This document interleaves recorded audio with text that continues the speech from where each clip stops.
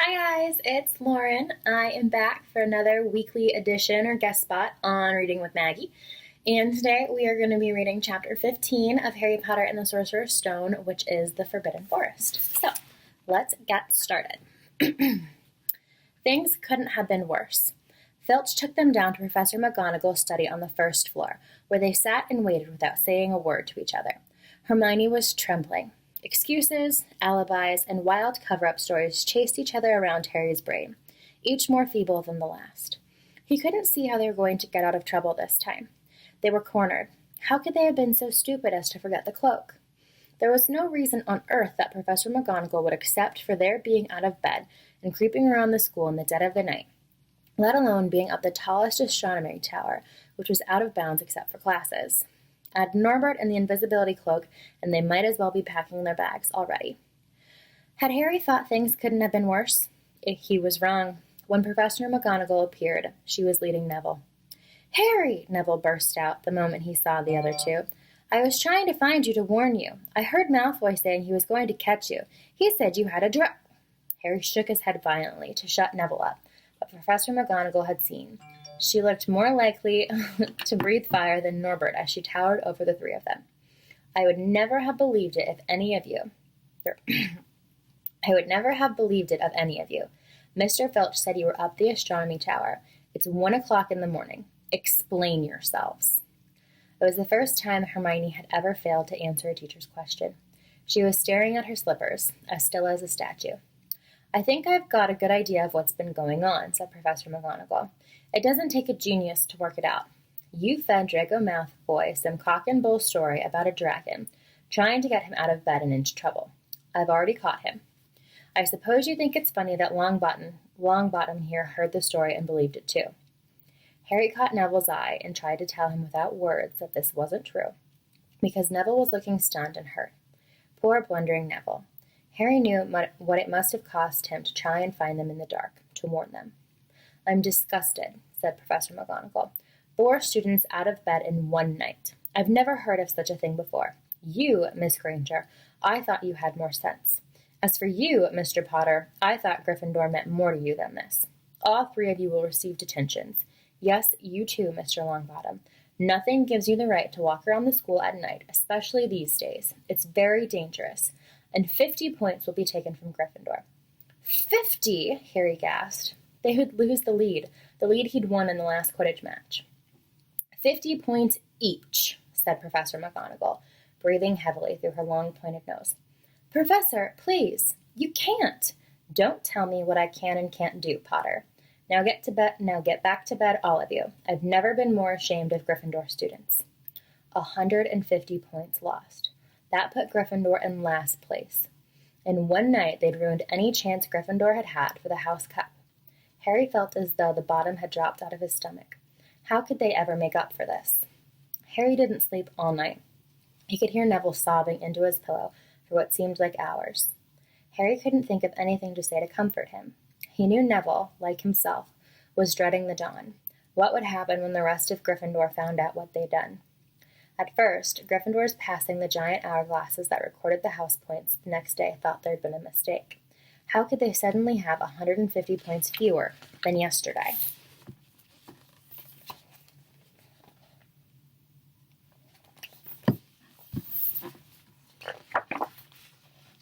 And then the story started to spread.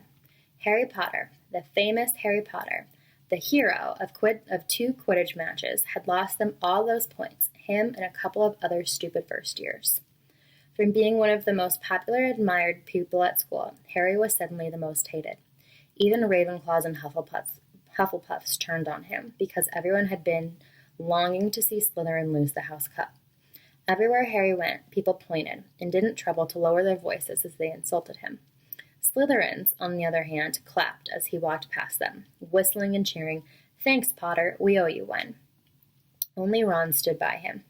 They'll all forget about this in a few weeks. Fred and George have lost loads of points in all the time they've been here, and people still like them. "They've never lost 150 points in one go, though, have they?" said Harry miserably. "Well, no," Ron admitted. It was a bit late to repair the damage, but Harry swore to himself not to meddle in things that weren't his business from now on. He'd had it with sneaking around and spying. He felt so ashamed of himself that he went to Wood and offered to resign from the Quidditch team. Resign? Wood thundered. What good'll that do? How are we going to get back any points if we can't win at Quidditch? But even Quidditch had lost its fun. The rest of the team wouldn't speak to Harry during practice, and if they had to speak about him, they'd call him the Seeker. Hermione and Neville were suffering too. They didn't have as bad a time as Harry because they weren't as well known, but nobody would speak to them either.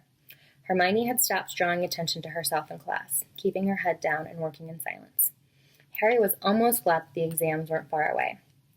All the revision he had to do to keep his mind off his misery.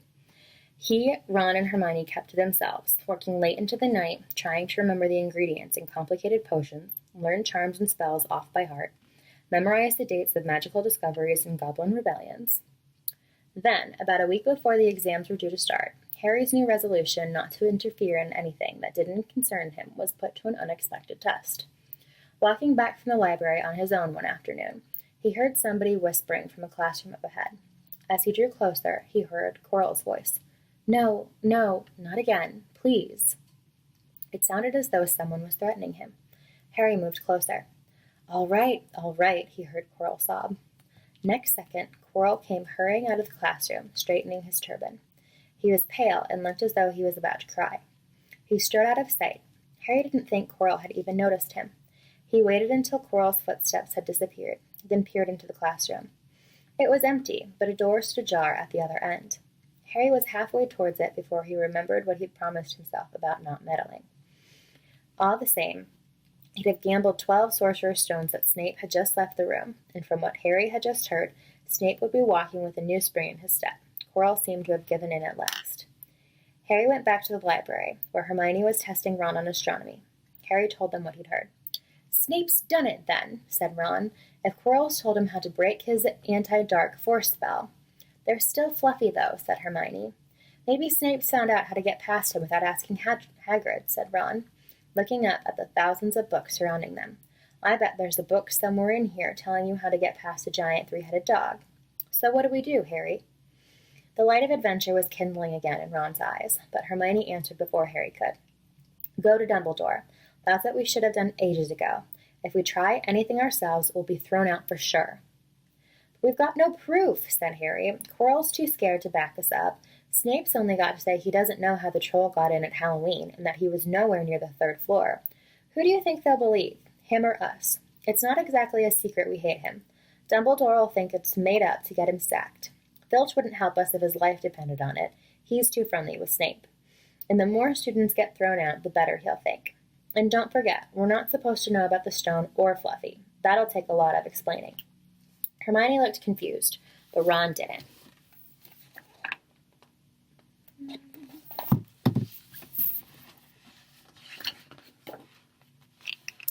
If we just do a bit of poking around. No, said Harry flatly. We've done enough poking around.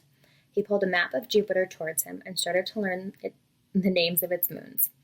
The following morning, notes were delivered to Harry, Hermione, and Neville at the breakfast table. They were all the same. Your detentions will take place at 11 o'clock tonight. Meet Mr. Filch in the entrance hall. Professor M. McGonagall. Harry had forgotten they still had detentions to do, and the furor over the points they'd lost. He'd half expected Hermione to complain that this was a whole night of revision lost, but she didn't say a word. Like Harry, she felt they deserved what they'd got. At 11 o'clock that night, they said goodbye to Ron in the common room and went down to the entrance hall with Neville. Filch was already there, and so was Malfoy. Harry had also forgotten that Malfoy had got a detention too. Follow me, said Filch, lighting a lamp and leading them outside. I bet you think twice about breaking a school rule again, won't you, eh? He continued, leering at them. Oh, yes, hard work and pain are the best teachers, if you ask me. It's just a pity they let the old punishments die out. Hang you by your wrists from the ceiling for a few days. I've got the chains still in my office. Keep 'em well oiled in case they're ever needed. Right, off we go, and don't think of running off now. It'll be worse for you if you do. They marched off across the dark grounds. Neville kept sniffing. Harry wondered what their punishment was going to be. It must be something really horrible, or Filch wouldn't be sounding so delighted. The moon was bright, but clouds scudding across it kept throwing them into darkness. Ahead, Harry could see the lighted windows of Hagrid's hut. Then they heard a distant shout. "Is that you, Filch? Hurry up, I want to get started." Harry's heart rose. If they were going to be working with Hagrid, it wouldn't be so bad. His relief must have shown in his face, because Filch said, "I suppose you think you'll be enjoying yourself with that oaf. Well, think again, boys. It's into the forest you're going, and I'm much mistaken if you'll come out in one piece." At this, Neville let out a little moan, and Malfoy stopped dead in his tracks. "The forest," he repeated, and he didn't sound quite as cool as usual. "We can't go in there at night. There are all sorts of things in there. Werewolves, I heard." Neville clutched the sleeve of Harry's robe, making a choking noise.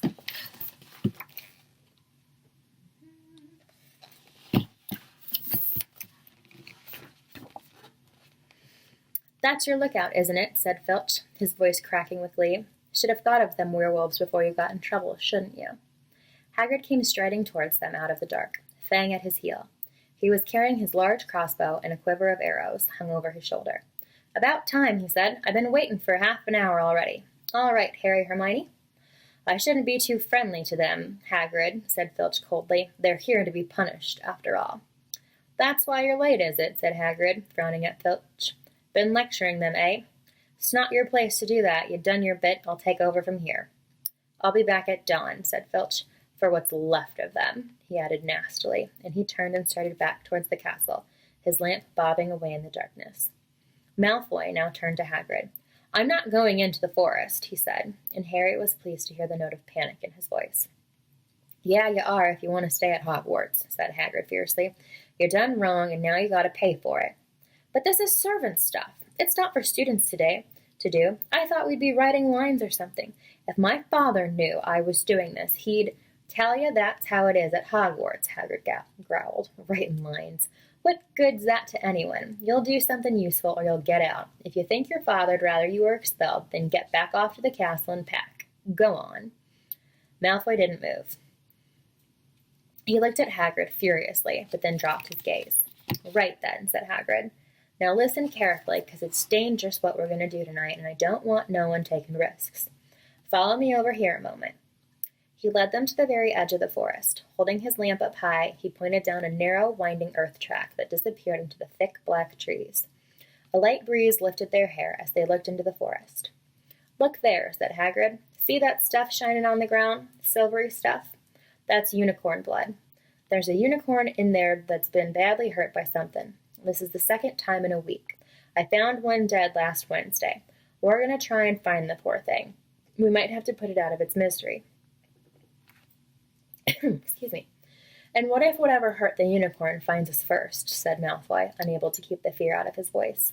"There's nothing that lives in the forest that'll hurt you if you're with me or Fang," said Harry. "And keep to the path. Right now, we're going to split into two parties and follow the trail in different directions. There's blood all over the place.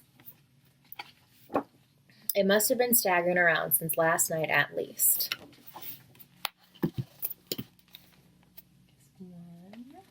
Then...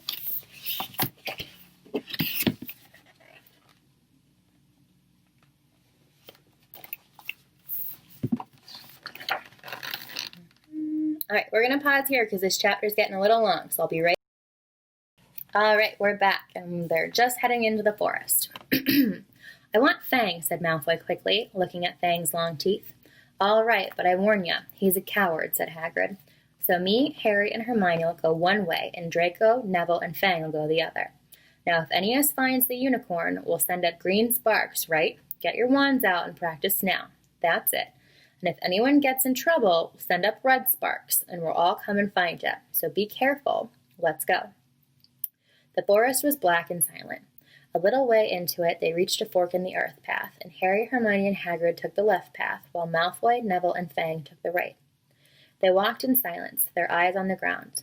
Every now and then a ray of moonlight through the branches above lit a spot of silver and blue blood on the fallen leaves. Harry saw that Hagrid looked very worried. "Could a werewolf be killing the unicorns?" Harry asked. "Not fast enough," said Hagrid. "It's not easy to catch a unicorn. They're powerful magical creatures. I never knew one to be hurt before." They walked past a mossy tree stump. Harry could hear running water. There must be a stream somewhere close by. There were still spots of unicorn blood here, and they were along the winding path. You all right, Hermione? Hagrid whispered. Don't worry, it can't have gone far if it's this badly hurt, and then we'll be able to— Get behind that tree! Hagrid seized Harry and Hermione and hoisted them off the path behind a towering oak. He pulled out an arrow and fitted it into his crossbow, raising it, ready to fire. The three of them listened. Something was slithering over dead leaves nearby. It sounded like a cloak trailing along the ground. Hagrid was squinting up the dark path, but after a few seconds, the sound faded away. I knew it, he murmured. There's something in here that shouldn't be. A werewolf, Harry suggested. No, that wasn't no werewolf, and it wasn't no unicorn neither, said Hagrid grimly. Right, follow me, but careful now. They walked more slowly, ears straining for the faintest sound. Suddenly, in a clearing ahead, something definitely moved. Who's there? Hagrid called. Show yourself. I'm armed. And into the clearing came. Was it a man or a horse? To the waist, a man, with red hair and a beard. But below that, it was a horse's gleaming chestnut body with a long reddish tail. Harry and Hermione's jaws dropped. Oh, it's you, Ronan, said Hagrid in relief. How are ya? He walked forward and shook the centaur's hand.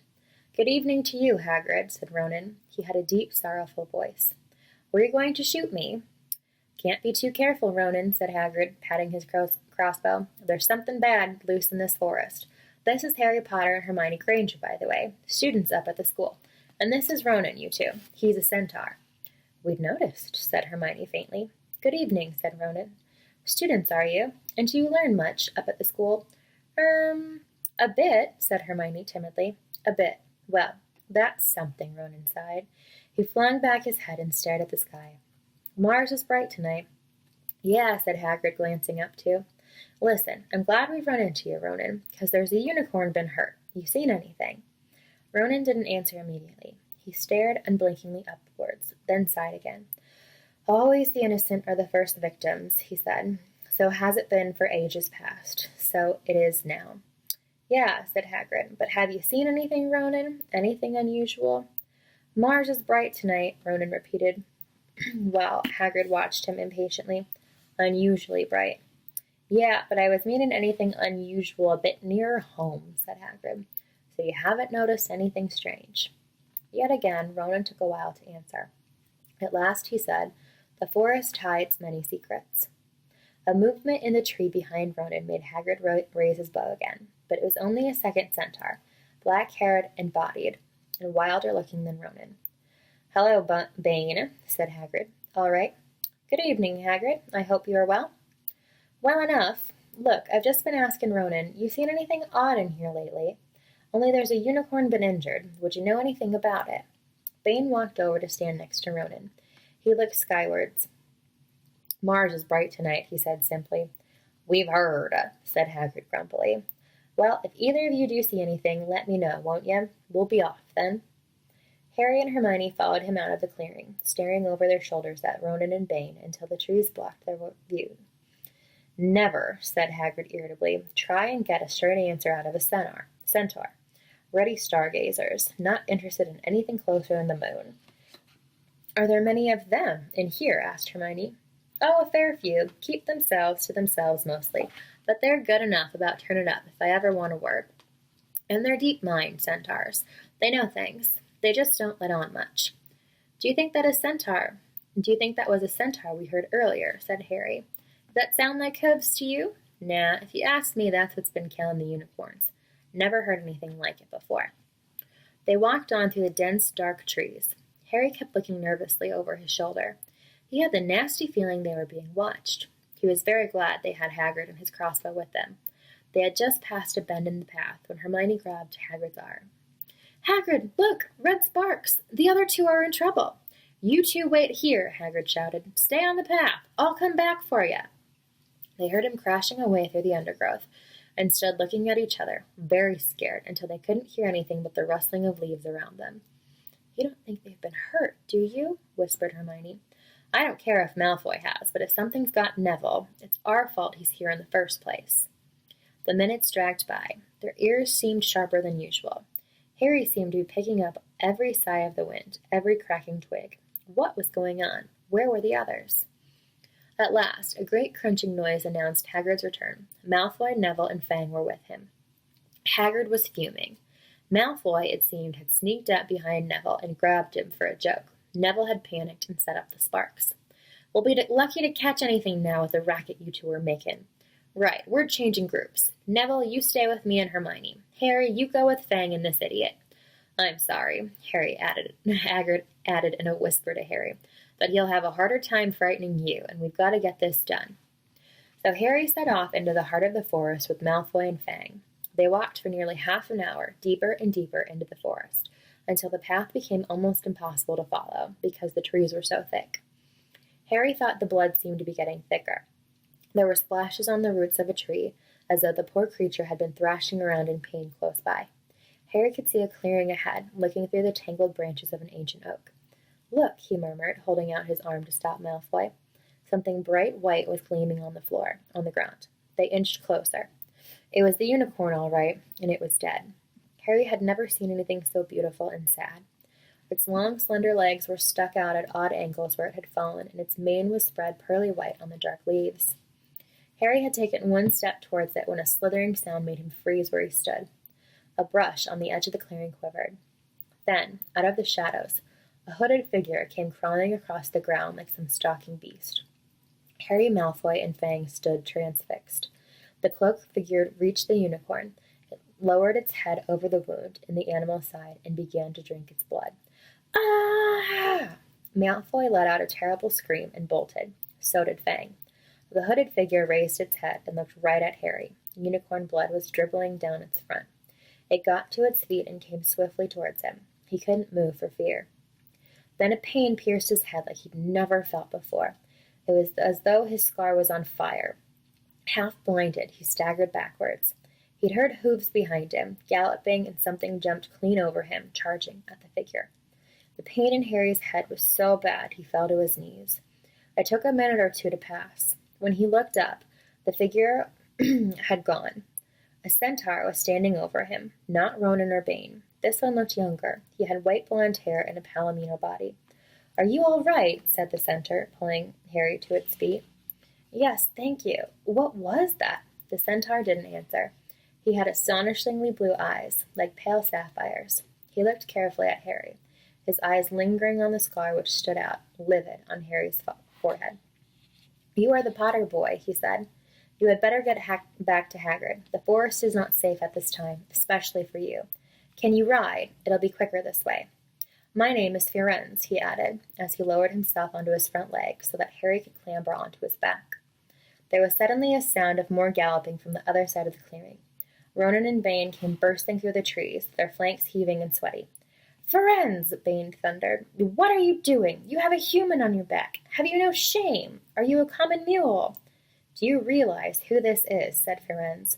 "This is the Potter boy. The quicker he leaves the forest, the better." "What have you been telling him?" growled Bane. "Remember, Firenze, we are sworn not to set ourselves against the heavens. Had we not read what is to come in the movements of the planets?" Ronan pawed the ground nervously. "I'm sure Firenze thought he was acting for the best," he said in a gloomy voice. Bane kicked his back legs in anger. "For the best? What is that to do with us? Centaurs are concerned with what has been foretold. It is not our business to run around like donkeys after stray humans in our forest." Firenze suddenly reared onto his hind legs in anger, so that Harry had to grab his shoulders to stay on. "Do you not see that unicorn?" Firenze bellowed at Bane. "Do you not understand why it was killed? Or have the planets not let you in on that secret? I set myself against what is lurking in this forest, Bane, yes, with humans alongside me if I must." And Firenze whisked around, with Harry clutching on as best he could. They plunged off into the trees, leaving Ronan and Bane behind them. Harry didn't have a clue what was going on. "Why is Bane so angry?" he asked. "What was that thing you saved me from, anyway?" Firenze slowed to a walk, warned Harry to keep his head bowed in case of low-hanging branches, but did not answer Harry's questions. They made their way through the trees in silence for so long that Harry thought Firenze didn't want to talk to him anymore. They were passing through a particularly dense patch of trees, however, when Firenze suddenly stopped. "Harry Potter, do you know what unicorn blood is used for?" "No," said Harry, startled by the odd question. "We've only used the horn and tail hairs in potions." "That's because it is a monstrous thing to slay a unicorn," said Firenze. Only one who has nothing to lose and everything to gain would commit such a crime. The blood of a unicorn will keep you alive, even if you are an inch from death, but at a terrible price. You have slain something pure and defenseless to save yourself, and you will have but half a life, a cursed life, from the moment the blood touches your lips. Harry stared at the back of Fiorenza's head, which was dappled silver in the moonlight. But who'd be that desperate, he wondered aloud. If you're going to be cursed forever, death's better, isn't it? It is, Fiorenza agreed, unless all you need is to stay alive long enough to drink something else, something that will bring you back to full strength and power, something that will mean you can never die. Mr. Potter, do you know what is hidden in the school at this very moment? The Sorcerer's Stone, of course, the elixir of life, but I don't understand who. Can you think of nobody who has waited many years to return to power, who has clung to life, awaiting their chance? It was as though an iron fist had clenched suddenly around Harry's heart. Over the rustling of the trees, he seemed to hear once more what Hagrid had told him on the night they'd met. Some say he died. Codswallop, in my opinion. Don't know if he had enough human in him left to die.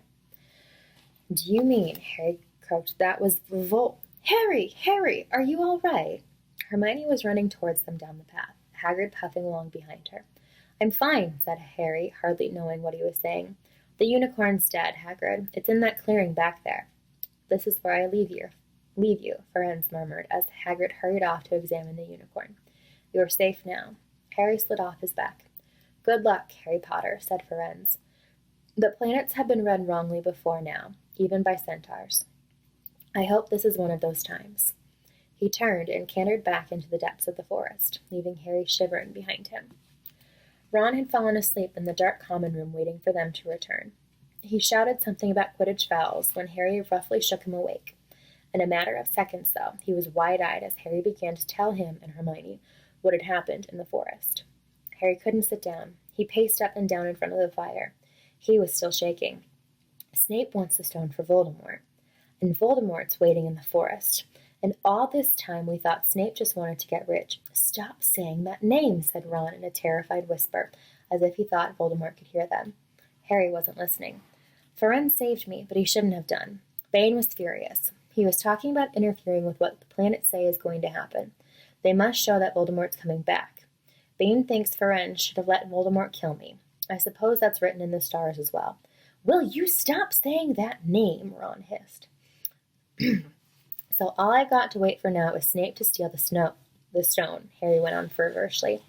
Then Voldemort will be able to come and finish me off. Well, I suppose Bane will be happy. Hermione looked very frightened, but she had a word of comfort. Harry, everyone says Dumbledore's the only one you know who was ever afraid of. With Dumbledore around, you know who won't touch you. Anyway, who says the centaurs are right? It sounds like fortune-telling to me, and Professor McGonagall says that's a very imprecise branch of magic. The sky had turned light before they stopped talking. They went to bed exhausted, their throats sore, but the night surprises weren't over. When Harry pulled back his sheets, he found his invisibility cloak folded neatly underneath them. There was a note pinned to it, just in case. And that is the end. Up next, you'll have Chapter 16, Through the Trapdoor. Thanks for listening, guys. Hope you have a good day. Bye.